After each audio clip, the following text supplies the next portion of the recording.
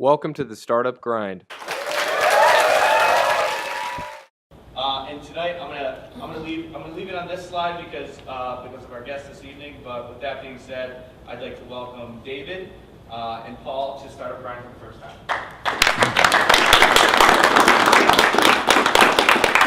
All right, awesome. Thank you, Sean. Much appreciated. Yes, I am going to refer to my notes. As someone of my vintage, we need to rely on notes occasionally. So again, thank you. I'm Paul Tino. I serve as the Emerging Clean Tech Opportunities Incubator Program Director. I do that in conjunction with my duties as an advisor to the Buffalo Niagara Medical Campus on various energy initiatives. So the ECO Incubator is a new program from Launch New York.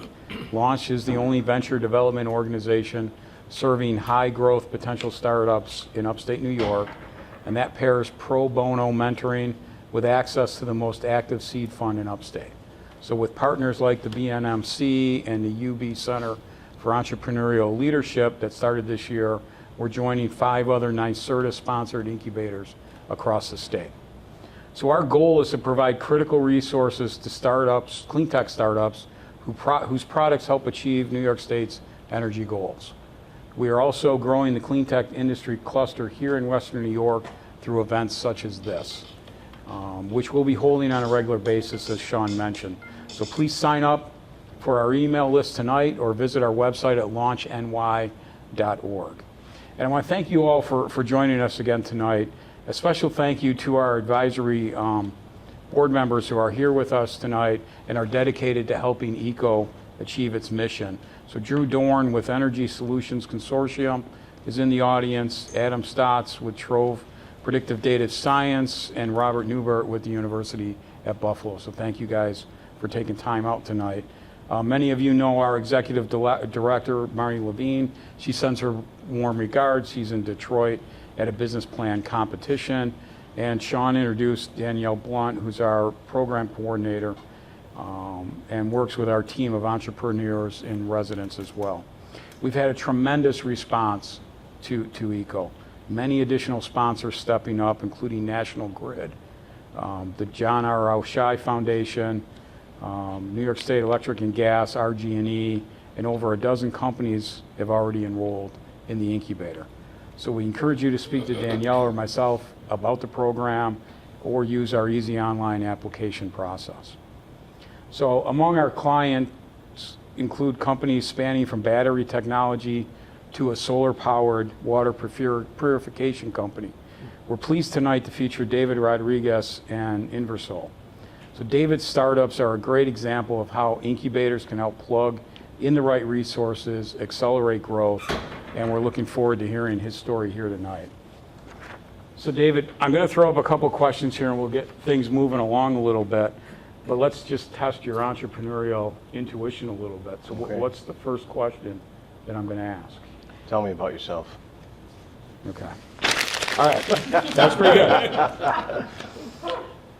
So since you opened the door, tell me about yourself. Sure. And tell us about yourself personally and as an entrepreneur, but obviously we want to learn about the business as well. Sure. So I grew up here in Buffalo, in the city, public schools, including the University of Buffalo. And I still refer to myself as a Buffalonian, even though I haven't lived here for 30 years. The city growing up here was, from a personal standpoint, some of the values that I learned growing up here are the values that I take into running companies and recruiting people. After leaving Buffalo, I went to graduate school and lived around the U.S. for the next 30 years, about 20 of those in Rochester, where I am right now. Worked for huge multinational corporations, both domestic, international, as well as small privately traded companies, which in retrospect I found to be a unique skill, being able to transition from one to the other. Last 10 years have been on my own at a company that I started called Council Rock, which is a company that designs and manufactures what I call iPhones for machines. We're not here to talk about that tonight, but I'm happy to do so after in the networking session. But I work a lot, as most entrepreneurs do, so back to the personal. And if I'm not at work, I'm with my family. So in terms of personal hobbies, if they're not part of my family's routine, I gave those up some time ago. So. Awesome, awesome. So, And my wife's here. which leads me to my next question. So, your wife aside, who would you most like to have dinner with, and why? Oh boy, that's not the. That's not no. You know, I have a lot of people that I admire, people that you know, you can debate you know, their existence or not. You know, those would be interesting. That would probably be one. You know. But I'm also somebody that is really interested in technology. I've always been a curious person. I'm the kind of person that takes things apart. So I would love to have dinner with somebody like a Thomas Edison. All right, perfect, perfect. So let me ask you this. You know your sweet spot, you know what you're comfortable with, but what things take you outside of your comfort zone, and how do you handle those situations? Because I'm sure that you run across that on a regular basis as an entrepreneur as you try to scale. Yeah, I mean, I tend to be an introvert, which is, you know, I don't know if that's common with entrepreneurs or not, but so things that force me to be outside of that make me a little uncomfortable. The way I do it is to do them, to kind of face the challenges and they become less of a challenge the next time. Also, probably difficult people situations I don't like. They're always, you know, I've been in business now 30 years, including places like GE and Kodak, where there's been constant downsizings, and dealing with those are difficult for me. So probably stressful at the same time. So Very stressful, yeah. stress in the corporate world, but then stress in the entrepreneurial world. So Different. how do you different, but how do you manage it? For me personally, when I say I work out a lot, I walk a lot. If I used to, I have a pinched nerve right now that's bothering me. But that, for me, was great stress relief. And on the weekends, I taught myself how to ski and taught my kids how to ski, so we'd ski every weekend. So just physical release, for me, is a good way to let the stress flow out of my body. So I'm guessing you're juggling a lot of things at the same A time. few. So how do you stay organized? I mean, how do you stay focused and then stay organized? Yeah, that's a good question. This is the first time in when I started my company, it was the first time in my life I didn't have a secretary. But by nature, I'm a pretty organized person. And I look for those skills for people in the company, because we're such a small company that we need to have people doing 2 or 3 things at once, and the only way to get that done is to be organized. So that is part of my nature, to be organized. Okay. And we'll talk about this a little bit more, because that talent and human resources and how you build a team, I think, is very, very important. Right. But you mentioned Thomas Edison. So vision without execution is hallucination, which is Right. one of my favorite quotes, and that's Right. a Thomas Edison quote. What's your favorite quote? Is there something that you refer to? No. Is this one? You know, I don't have a favorite one that I refer to a lot, but I have a couple that I think about a lot. And one is from, I don't know if it's true or not, but I'll attribute it to Bill Gates. He said he looks for really smart, really lazy people, because they find the best way to get things done. And I always thought, well, you just described me. But, you know, I work hard, but by force, not by choice. And another one, it's not really a quote, it's something somebody said to me once, and it made me think.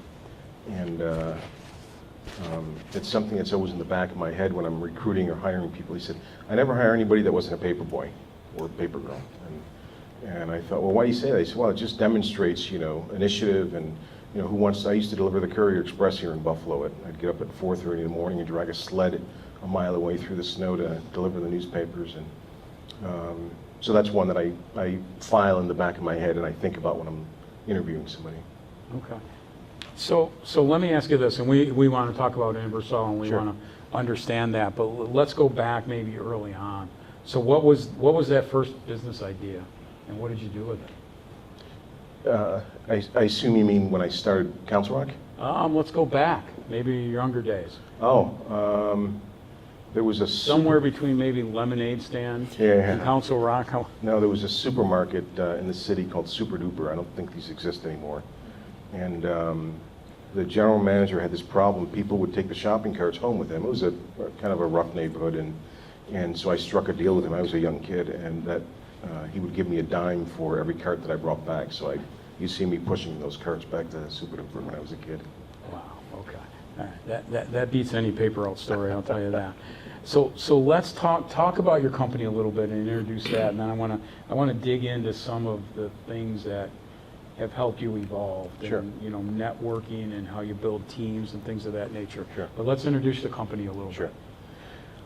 bit. So inverSOL is in the business of designing and manufacturing solar generators, and a lot of people have a hard time wrapping their heads around that, so I brought a prototype.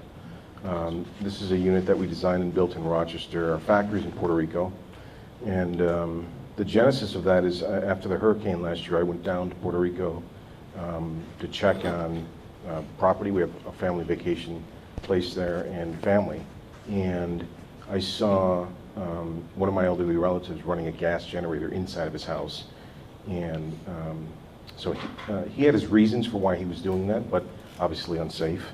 And so I got online that night and I started looking for solar generators. And my company, Council Rock, we have a lot of experience with solar products. We design and build solar systems for mainly electric and gas utilities around the U.S. that are looking for sites that they can automate that they don't have power run to. So that night I was online, and what I saw online I wasn't impressed with. One of them I had experience with from a big box retailer, and the other one just didn't look well put together. In addition, they wanted $1,000 to ship to Puerto Rico. So the wheels started to turn, and it was about 11:30 that night, and I emailed one of my engineers, Fernando, can you put together a bill of materials for me for something that does this, this, this, and this, and send me the cost. And in the morning at 7 a.m. I got up. Fernando's a hard worker, and it was there, and the cost targets were it told me that we could build these and make money. So I started to think, I put my thoughts down on paper, and I thought, this is on the flight on the way back to Rochester, I thought I'm going to start to talk to people, investors, collaborators, the attorneys and accountants and advisors that we use at Council Rock. And the first big red flag that I run into, I'll stop. And so I did that for 6 or 7 weeks starting in late January, and the opposite happened. People were very interested in this project. So right around March, we decided to move forward with inverSOL. When I say we, the executive staff and some of our current investors, as a business. So between March and today, we've established a legal entity. We've built a factory from the ground up, brand new factory. We've built a retail store from the ground up. We've hired a sales and marketing team. We designed 2 models. This is the base model. There's a larger model as well. And we've manufactured about 150 units. I missed the production call today, but about 150 units. We finally got our permits for the retail store in Puerto Rico as of Wednesday. So as of Wednesday of last week, we started an advertising campaign, and we've sold probably 1/3 of the inventory to date. So that's it, and a little bit later we can do a little show and tell if it's helpful. No, that'd be great. So let's talk a little bit about, you had a lot of corporate experience, experience in the M&A, merger and acquisition area. Right. Did that help prepare you for your startups? Maybe it didn't. Can you speak to that for a little bit?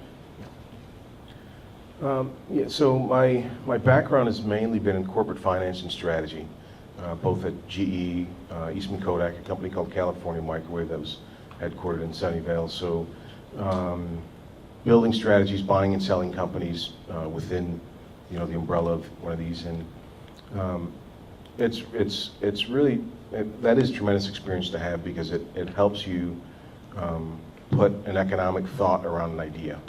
Is this something that I can build into an enterprise that will attract investors and that will ensure an economic return? So that's really where it helped me.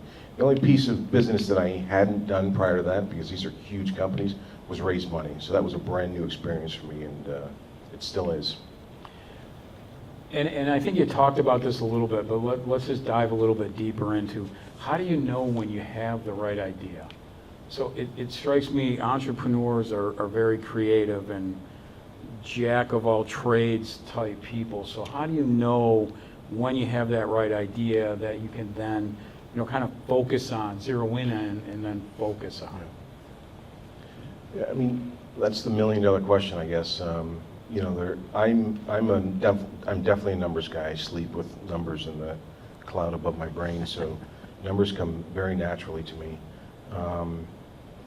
But at the same time, I'm more of a creative person. I'm not the kind of person that will overanalyze it, and I know plenty of people that will do this down to the penny to know that this is a good idea and we can make money on it. That's not how I approach ideas. For me, I do it more strategically, and I hate to say it, there's a bit of gut instinct in this from being in business for 30 years.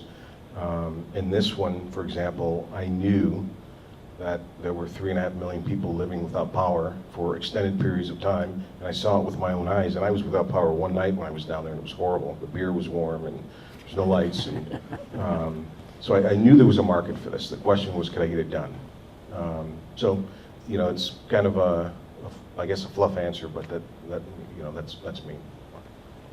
No fluff answers. Obviously, warm beer is a catalyst. So we walk away with one takeaway. That may be it. So let's just talk a little bit about how you effectively scale and how you view that, right? There's lots of moving parts with where you are now. How do you put all those gears in motion to kind of combine revenue growth while you have incrementally increasing costs? Mm-hmm. And then how do you do that while you maintain quality, the company brand, that image, and so on?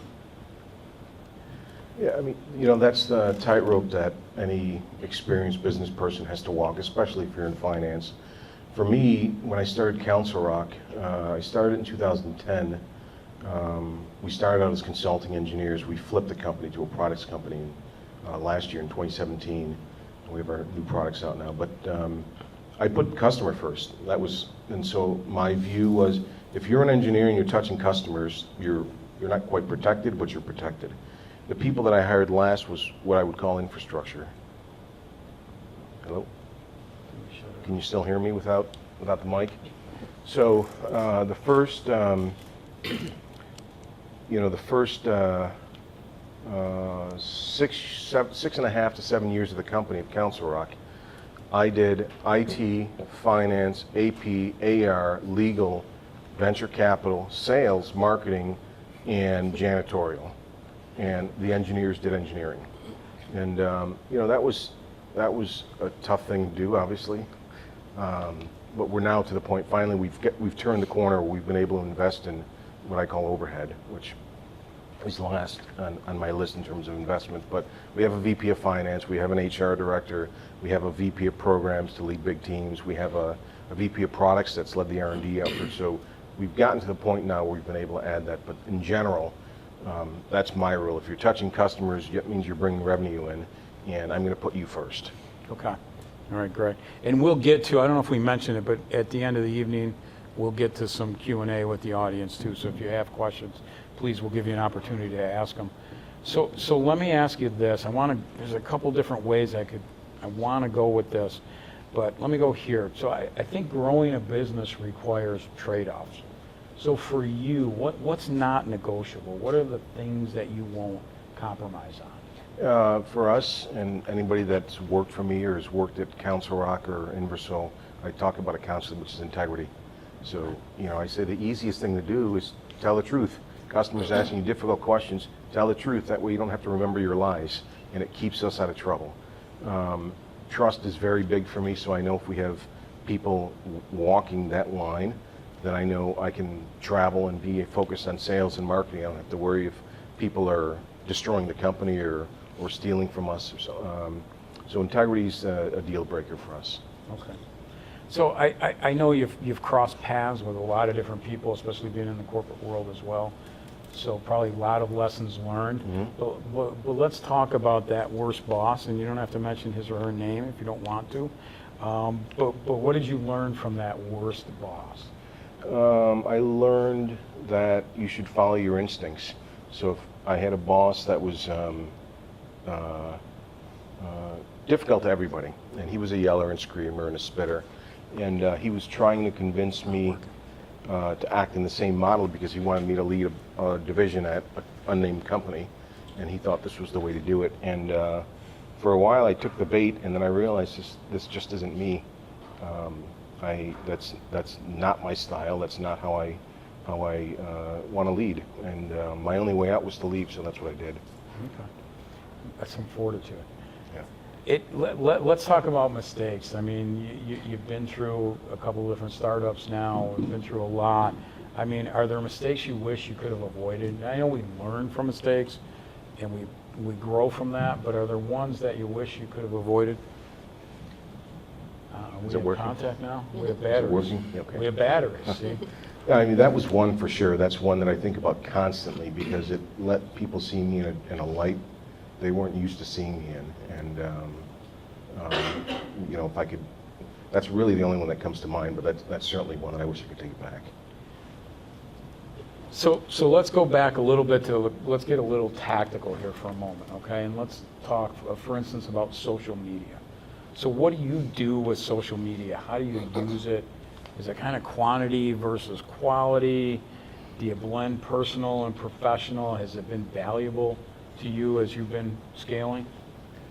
It's interesting for Council Rock. Social media, other than LinkedIn, is non-existent and not really necessary. Our customers at Council Rock might be the director of engineering or operations at a major utility around the globe. They're not people that we reach through Facebook. inverSOL is the opposite story. What I've learned, you know, despite having been born in Puerto Rico and spending a lot of time there, social media is king there. People do not use Google Analytics. They do not promote through websites. They promote through Facebook and Instagram, which is nuts to me, but it's the reality of it. So we've invested in a campaign with Facebook and Instagram for inverSOL, and it was successful.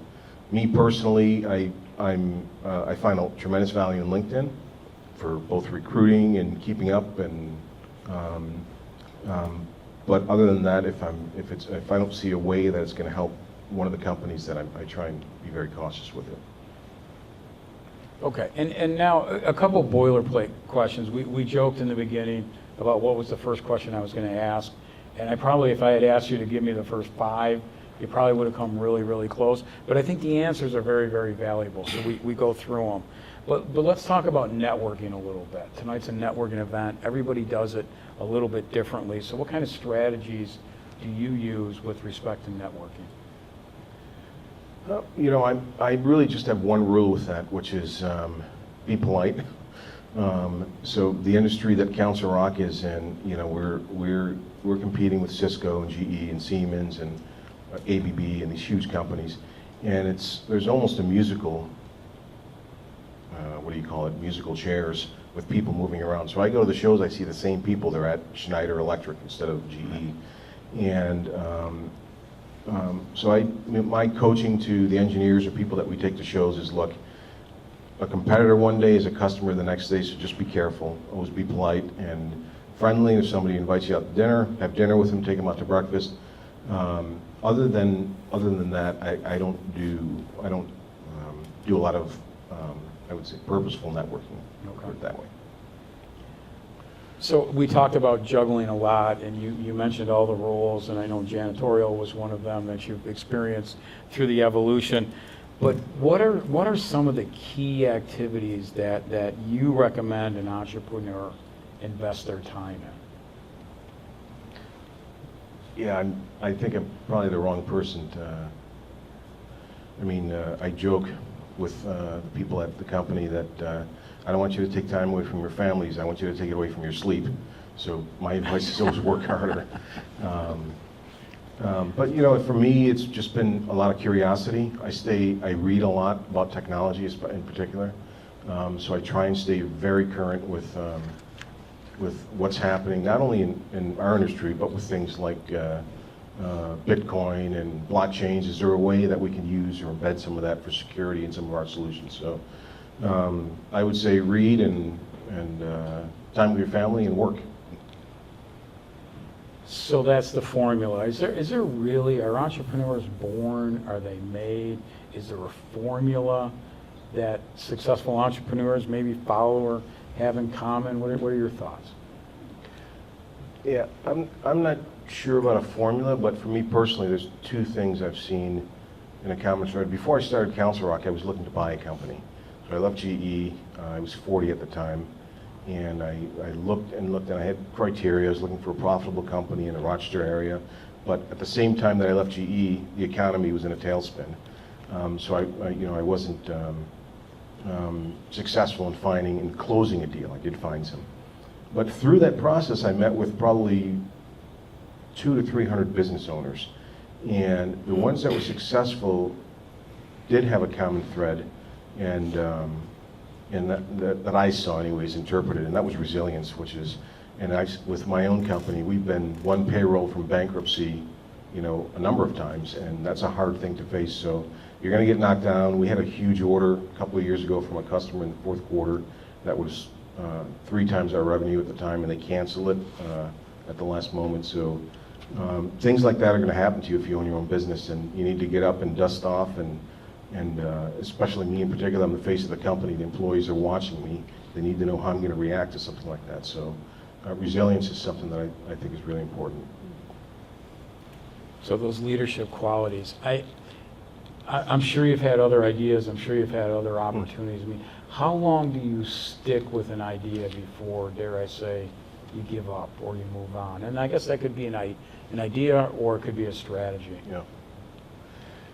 Yeah, I mean, money is, in the end, what you need. If you're an entrepreneur, you need to make payroll.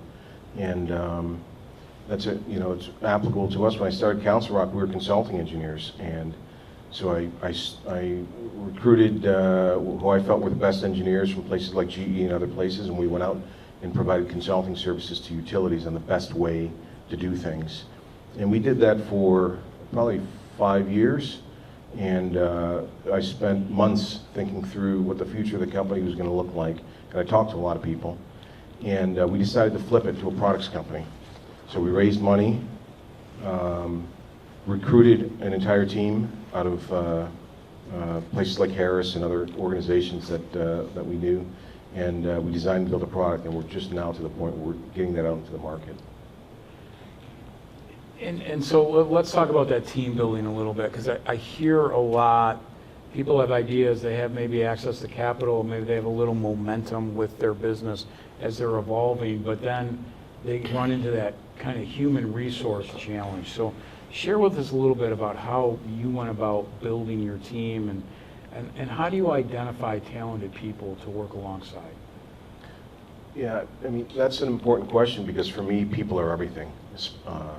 That's just my personal opinion. In a business, you build a quality team, and it's a multiplier effect. If you build a weak team, it's a drag on a company.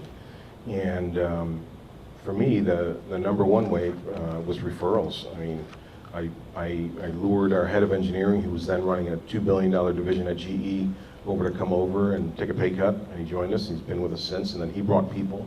And so through 30 years in business, we primarily built our company on people that we've worked with and respect, and so that's worked for us. Okay. Within those circles. So let's talk about that. Maybe a little bit about what skills do you see that enhance your productivity yourself, but maybe also what skills do you admire or do you see in others that are successful that enhances their ability to be productive or efficient or ultimately successful? Yeah. I mean, in terms of my own skills, you're first, yeah. I'm a hard worker. I've never felt like I was the smartest guy in the room, but I always surround myself with really smart people. And I joke, but it's a half joke, that everybody in the company is smarter than me. They're all engineers. I'm not an engineer. And that smartness rubs off on you. So for me personally, hard work is, I think, a big factor in resilience and how I've built companies. What we look for, without a doubt, is and depending on the role you're in, some capacity for intelligence, as well as then we can fit things around that to build leaders within the company. Because we're a technical company, that is an important factor. What about others that you bring on board, and what do you see in qualities of people that you would like to mirror? Yeah, you know, one thing that probably I'm not as strong as some other people in the company are is, I would say, just interpersonal skills. You know, I tend to, I mean, I'm not tremendously weak in that, I can't be, but I see people that are, and what I try and do with that is I paired them with, so we have a head of business development who I would call a pure relationship person. Everybody loves him, but he doesn't have the killer instinct. So I paired him with a sales guy who is a shark, and he wants to close the deal, he wants the purchase order, and he wants his commission. So those two will enter a room and there's never one personality dominating a conversation. And if something's going terribly wrong down one path and the vibe just isn't feeling right with one of our guys, it can shift to the other guy, and it's really been effective in helping us from a sales standpoint. So those collisions are important, and you've kind of worked to create that atmosphere. Yeah. That's key. But just off the top, going in a totally different direction, 3 mobile apps or apps that you find interesting that you look at on a daily basis. Oh, 3 mobile apps. Or the things that maybe make you more efficient or effective. Well, I do everything from that phone right there. I can run the entire company from there. I can run payroll. I do all of our banking there. Of course, there's texting and email. You know, so they all make me efficient. The ones that were really surprising for me, and I couldn't figure out why people were interested in, I think I'm finally on board with it. Ones like Uber and Airbnb. I just couldn't figure out why a taxi company was going to be valued at $60 billion, but I use it now, so there's some value to it. But we built some apps ourselves. So we built an app to talk to this guy. We hope, so the idea is, if you're a homeowner and you're using it, you don't need to be a solar scientist to understand what that display is telling you. You can scroll up an app and it'll tell you what's going on with the batteries and how much life you have left and some other things. And we built another app for field crews for Council Rock so they can configure this guy, but that's not on the market yet. So we talk to a lot of people, and you alluded to this a little bit earlier, and that customer discovery piece is incredibly important. And I think we've all probably experienced startups, emerging companies, established companies that have these new ideas and they have a really nice technology or process or procedure, but the market maybe isn't ready for it, I've heard that, or the market's not there. So talk a little bit about customer discovery and how you've kind of tackled that piece. Yeah, I mean, that's a good question. I got a call today from the VP of sales from some huge conglomerate that I was trying to convince to go in a certain technology direction. And I worked on that for probably 2 years, and I finally surrendered. And out of the blue, he called me today and said, I'd like to get you in front of the CEO because I think people here are starting to see the light behind this LTE vision that you painted a couple of years ago. That's a tough one, I think, for anybody to figure out. For me, it was just plain as day. I could see this is the direction technically the industry needed to move in, but it just wasn't happening fast enough. And so I did point the company in a little bit of a different direction, but I think we're going to end up seeing some traction there. Okay.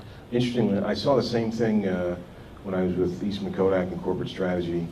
I was young and causing trouble in the strategy team, and they assigned me to a secret skunkworks project, was to design and build what would have been the world's first consumer digital camera. And so we worked on that with Apple Computer and research labs in Yokohama, Japan. And the modeling around that was difficult. Trying to predict when were people going to stop taking photographs and printing them out and start using digital cameras. And the way we modeled it, we got the end game right, which is they're going to stop. But we couldn't figure out that curve and it happened like almost overnight. It happened later than we thought it would, but very suddenly when it finally did. So let's go back on the personal side just a little bit. So, and this is a standard question, but I think the answer is very important because everybody looks at it a little bit differently. But how would you define success? You know, that's a tough one for me. Family's important. So seeing the way probably most people in this room, seeing your family excel means that your role that you played has been important. I don't define business success by money. I love creating jobs.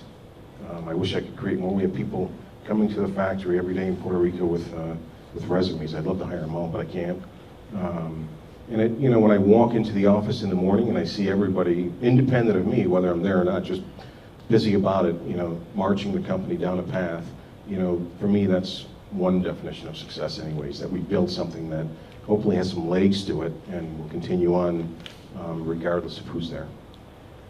And I want to hear a little bit about a typical day for you, but included in, like, what kind of activities do you actively participate in that maybe either enhance your skills or productivity as an entrepreneur, or that maybe give you kind of that business intel? Are there websites you go to or pubs that you go to stay current? Like, how do you tackle those sort of things in the scheme of your, a typical day of running the business and growing the business? Sure. You see me squirming a little bit on this chair here. I'm dealing with a sciatic nerve issue right now, which is a side effect of getting old, but it beats the alternative, I guess. But working out is something, and when I say working out, I just mean walks. I used to take this 3-mile loop with my dog and back, and I feel great when I'm done with that. I can't do those right now until this thing heals. In terms of, I used to be very disciplined about, at the end of the week, where my time was spent. So I mark a little calendar up and say, I want to spend 30% of my time with employees, 30% with customers, and 30% talking to people, whether it's recruiting, raising money, talking to customers, or you name it. So I have this rule when I travel, and I try and pass it on to the guys, is if you're not having breakfast with an engineer we might want to hire, a potential customer, or some potential partner, ask yourself why. If you're not having lunch with somebody or dinner with somebody, ask yourself why. So I'm big about staying in contact with people as it relates to business. So when I'm on the road, I'm going a million miles an hour. That's and it's I think it's something that's helped us at Council Rock anyways. All right, great. And I want to make sure I leave some time for some Q&A with the audience. But for me and for the audience as well, my last question, if you could tell your 20-something self one thing, what would it be? Go to class. That's hard to do. I mean, it's. I think I circle back on it right now. We have. It was on one of the charts that Sean showed earlier. I have an investor that I can't believe this guy, how supportive he's been. We run low on money. He's there with a check. Sometimes without me calling him, he checks in once in a while. He's introducing me, and I'm heating up from this sciatic nerve thing, but he's introducing me to other people that are potential investors. He's giving me advice and some coaching. He owns a rather large electrical construction company. And so I think, and he went through a personal event in his life, I think, that's gotten him to this point. Although maybe he was like that his whole life, but he breathes giving back. And I'm shocked at the support we've gotten out of this guy. We certainly wouldn't be here without him today. So as you get older, that begins something you start thinking more and more about. Is this relationship, about me getting something out of you, or how can I really help you? And I think that's something that's gotten moved up my priority list, and that's probably something I would talk about my young self too. So you hang on to the mic because we're going to open it up to the audience. I think that whatever space you're in, the world's not that big a place, right? So it's important, those contacts and connections and how you treat people. I think that's a great lesson. But I wanted to open it up to the audience if there's questions for David? Comments? Anybody need to buy a home? How much time did you spend before you decided, I think not only is Puerto Rico a good place to start a factory, but how did you even navigate starting it in Puerto Rico? What was so that's a good question. It took us 6 or 7 weeks. I talked to a lot of people. I talked to investors, I talked to bankers, I talked to our current investors, I talked to attorneys, and both on the island as well as here in New York. And it pushed us along. We had a really aggressive schedule, but it pushed us to make the decision sooner rather than later. We were trying to get a factory up and running. I thought I could do it in 60 days, but I'm crazy. But we ended up getting it done, and it just opened last month. But I guess to answer your question, it was 6 or 7 weeks. Yeah. Congratulations. No, thanks. David, can you talk a little bit about what your plans are now? Yeah, In terms of that is a moving good question. forward So we've and scale? gotten feedback from 2 places. I knew there was a market for this in Puerto Rico, and the reason I wanted to open the factory there was because I wanted to avoid $1,000 in shipping costs. I've shipped stuff all over the world, and I know I can get a container from here to Africa for $3,500. And I thought if I can jam all the parts in there, and that's 500 part sets, I pay $3,500 for 500 units instead of 1,000 each, which is what those units on the websites were doing. So for me, the decision to build down there was an easy one. Our plans, for the same reason, we've gotten feedback from people that want to buy these, as well as from investors and potential investors that we need to think outside of Puerto Rico as well. So we're looking for that. It was on my list to find a factory somewhere in the mainland, and that's moved up from, I'll worry about that later, to I need to get that done. So we do plan, we have another model. This is the 1500.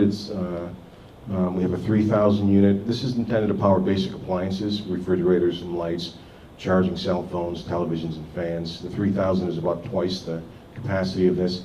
And the 5,000 is designed for an entire house. So that model is designed, and we're probably 4 weeks away from getting a prototype built and need a factory to build them in. So we're going to target the mainland US as well as the Eastern Caribbean. All those little islands, if you look through the West Indies, that were destroyed from 2 major hurricanes last year. And we'll do those through distribution. So we've lined up some sales reps, is what I'll call them, that will sell through like electrical distribution houses down in the Eastern Caribbean islands. So that's as far out as I can see. Other questions from the audience? Yeah. How much time have you spent up to now, or, and I guess 2-part being, how did you go about finding companies to partner with? Obviously, because you need panels, you must need local authorities or local installers. I mean, how much effort do you put into creating a network down there? And is that something you think that you can scale on the mainland? No, that's a good question. We're fortunate enough that some of my engineers have experience with solar, so I put them on it and they know exactly where to go. They go and they look at it. That's how I got a bill of materials at 11:30 at night from one of them. And down on the island, our intention was to move as much of the supply chain down to Puerto Rico as possible, basically a financial move to get cost out of the supply chain. And so we were fortunate enough, we had machine shops in Syracuse building parts for us, and we had trucks driving back and forth every day, and this one's wrong. And so we found a machine shop. Actually, we had temporary offices. It was in the building next door to us, and they do all the machine work for us now. We've got a cable company that does a bunch of work for the U.S. military down there that we found. And I found him, really what I did is I put somebody smart on it. He's actually one of our sales guys, probably our best sales guy. And I said, Jadiel, can you spend a little time, find me a cable supplier here on the island? And the next day he would show up with 4 of them. I said, okay, this guy wants to meet with you tomorrow, and this guy. So it's important from a supply chain standpoint. And then where we get a lot of partnership stuff are for trade shows, and that works for Council Rock as well. That's one of the biggest. I never expect to go into a trade show and close a deal. For me, trade shows are all about relationships. I want to meet with as many partners and relationship people as possible. For breakfast, during the show, lunch and dinner, I want to see interesting technologies out there, what people are doing, and just talk. So it is an important thing to get, building something like this, it's an ecosystem of suppliers, basically, so.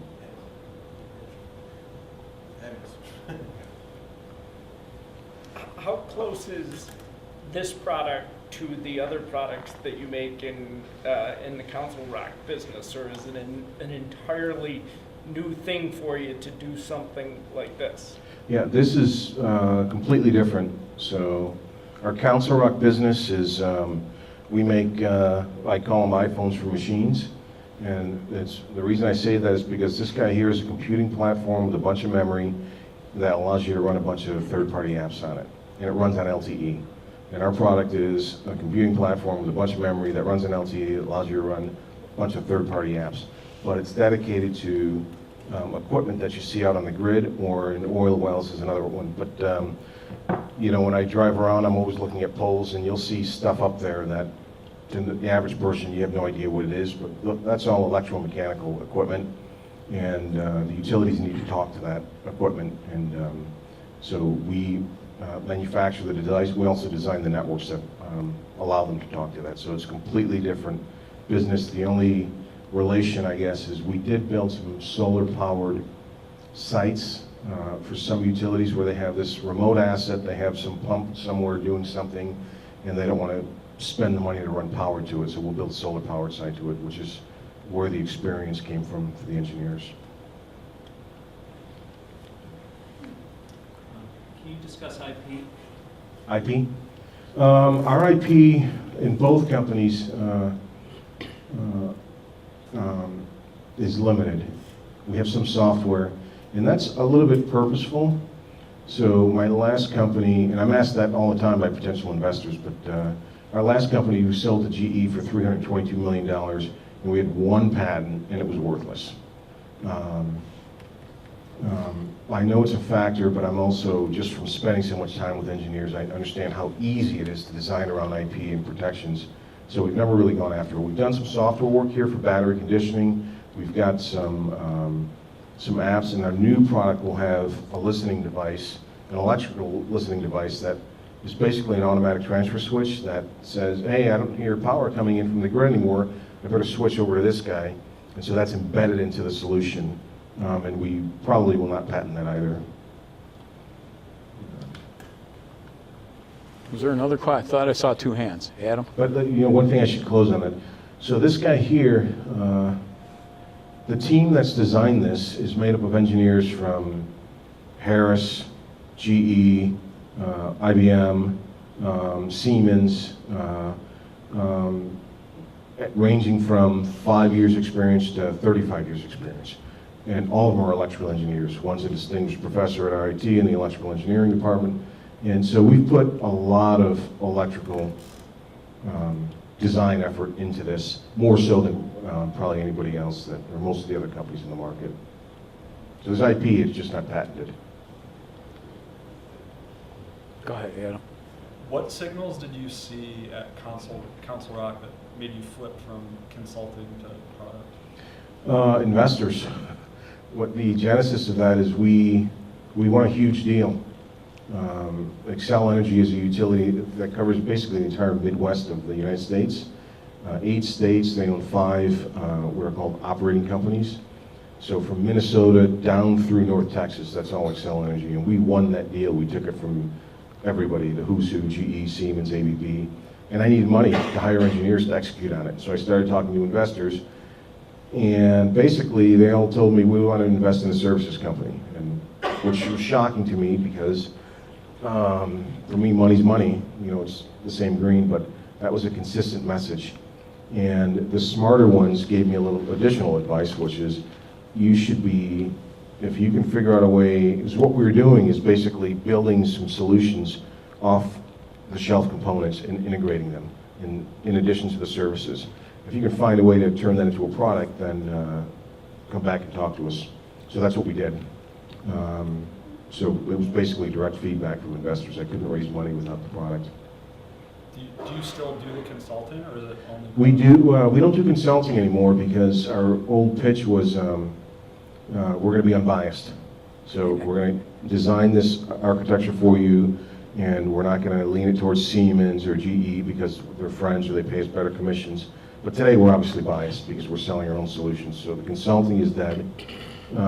We still do services, so we do complete the RF design, the security design, the power systems design, the equipment that goes in substations. We build the network and commission it. That's Still the majority of our business, but we think by 2020 it'll flip to where products have overtaken services. Question in the back there. I may have misunderstood the question to you, but I thought you had asked him something about like what was your biggest lesson so far in your life as an entrepreneur, and you said, I think about it all the time, but you didn't get into details, and I just love to understand like what were maybe 2 or 3 of your biggest takeaways from a big maybe mistake or misstep that you made in your career so far. Yeah, that relates back to how to lead teams and treating people, and the coaching I was getting, which was kind of 1950s style coaching. I felt like I was in the Marine Corps, and you know, a lot of yelling and screaming and spitting and making demands and demanding that people are at the office till midnight, that kind of stuff. And I was being coached that this is how you need to lead these divisions by a very senior executive at a very large company. And I tried it, I hated it, and I realized this isn't me, I don't know why I'm doing this, and it reflected poorly on me. And it's something that, you know, I won't forget, because it gave people that worked for me for long periods of time a different view of me that they'd never seen before. Okay, other questions? My question is about marketing for inverSOL. At what point during the process, like, did you start your social media marketing in Puerto Rico? Was it after the prototype was finished, during, or? Yeah, that's a good question, and we have the Dynamo's leading our marketing efforts. She was employee number 1. She was the former head of marketing for Sam's Clubs in Puerto Rico, and she's exactly what I look for. You know, I coach people that, hey, you should be pushing me. You should be calling me on Sunday night saying, where's this? You told me you're going to, and she's exactly like that. So she laid out first a PR campaign that was very well executed, and then an advertising campaign that we kicked off Wednesday of this past week. We were desperate to get this final permit for this new retail store we built. So we really didn't want to kick it off until then. But she had all the planning done, and she has her own ecosystem of people that she works with. And we went through it, the times, the money, how it was going to get done, and she kicked it off, and it was a huge success. The phones have been ringing nonstop since then, which is why I missed the production meeting today. I don't want to distract them. So would you say that until you're ready to sell the product? Yeah, what we didn't want to do was, you know, that advertising and campaigns like that cost money. And what we didn't want to do was drive traffic to the store and have a close sign on it, or no inventory. So we had it all prepared and ready to go. And the day we got the permit, and it was really at the last minute, I got a text from her, and it was actually Tuesday night, saying we got the permit. We had the top radio station for people my demographic, so people about my age. He has 1 million Facebook followers down there. He broadcasted his show from our store that morning, and we had a bunch of politicians through there, and we kicked off a Facebook campaign and a laundry list of other stuff. But it's worked out well. Other questions? Okay. You know, I just have one more. Through this conversation, I've heard you mention a lot about profit and profitability and all of that kind of thing, but I'm hearing something underneath about humanitarianism as well, and I'm just wondering how much that is actually a part of your greater vision or your big vision to help the people in a way that's affordable and sustainable, good for the environment, good for everybody, good for you. Is that a part of your? Yeah, no, it's an important part of it. We price these at a margin level where it's going to be hard for us to make good money. But I have a fiduciary responsibility to shareholders, so we're going to make money. But we've gotten very aggressive on the margins, in particular on this guy, because this is the guy that I thought we could sell to the masses, somebody that just wants a refrigerator that's powered into basic lights. So, and then the models that are more expensive, I thought, well, those are people that obviously can afford more. We're going to get fatter margins on those. But that was an important part of the design. You know, people wanted, hey, can't we have a USB thing? Or nope, that's an extra $1.50, take it out. in order to keep the cost down to try and reach as many people as possible. And then, you know, it wasn't the top of my list, but I feel great about it. I mean, I love the idea that we built a factory down there, brand new, in a neighborhood that is probably the most distressed neighborhood on the island. And we're trying to now work on building relationships with the neighborhood so that you know, we can hopefully attract and recruit people for the production of the warehousing activities. So, but cost on this guy was the #1 factor to get it down so we can reach the masses. We also have a financing program for this, so you can buy one of these. You buy a bag of ice every day, you're going to spend $150 a month. And people did that for, some people for over a year. If you buy, and it's always the people that are least able to withstand something like that that are hurt the most, so elderly, sick, little kids, poor people. Or if you run a generator 8 hours a day, that's $500 a month just in gas. And our financing is set up so you can get this guy here for $50 a month. So we feel like right away you're putting money in your pocket and you can keep it inside. It doesn't make, so the unit's on right now. That's it. No noise, doesn't create any fumes, doesn't need any maintenance, doesn't need any oil or gas. And it runs off of free power from the sun, so. What do you do for solar array? We have panels, so if you buy this guy, you get one panel. It's a 72-cell panel that we buy from a company called Canadian Solar. We bought a container load and shipped them down there. And we deliver the units. So we have an installation crew. The head of that is a master electrician. The crews deliver it. They put the panel on the roof. You get a 30-minute training session. There's a manual that's not here, and there's an 800 number. If you run into any issues, you call the number and somebody on the island will support it. If there's an issue, we'll send somebody back to the site. So basically, you have to do nothing except order it.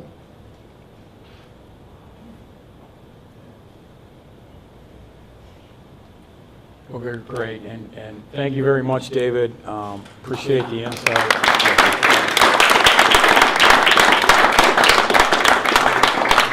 I heard mention of need to have a place maybe in Western New York for assembly. I think we probably know some space that might be available in Buffalo, so we'll continue that conversation.